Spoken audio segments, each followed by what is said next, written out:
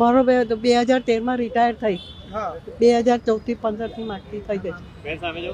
બસ મારી માનું પૂરું કરતી. તમે ક્યાં નોકરી કરતા હતા?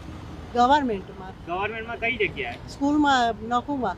તો હવે આવી હાલત કેમ છે તમારી? આ તો માગીને કહું છું મને આ કરી મને નર્મદા ભુવનમાંથી કીધેલું કે તમે કશું ના આવડે તો કઈ નહીં, ભીખ માગતો તો આવડે છે ને કે તાતી હું ભીખ માગતી થઈ ગઈ.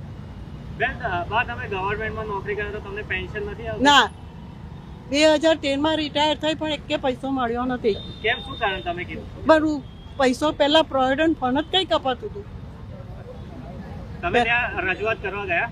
ના, નથી ગઈ, કારણ મને કશી ખબર જ નહોતી પડતી. મને કોઈ કહે તો ખબર પડે. અધિકારીઓ પાસે કેટલી વાર હું ગઈ કે કાયમ કરો પણ કરતા જ નહોતા. એવું જ બોલતા હતા. શું માંગ છે તમારી? હવે તો ભીખ માંગીને પૂરું કરું છું. તમારી માંગ છે ને? એટલે તમે જ્યાં કામ કરતા હતા? ના, પહેલા તો બહુ વાસણ કપડા બહુ જ કર્યા મેં, 40-50 ઘેર કામ કરતી હતી, પણ હવે નથી થતું. રસોઈ બી કરવા જતી હતી, વાસણ કપડા કરતી હતી, પણ હવે નથી થતું. શું નામ તમારું? પદ્માબેન પટેલ.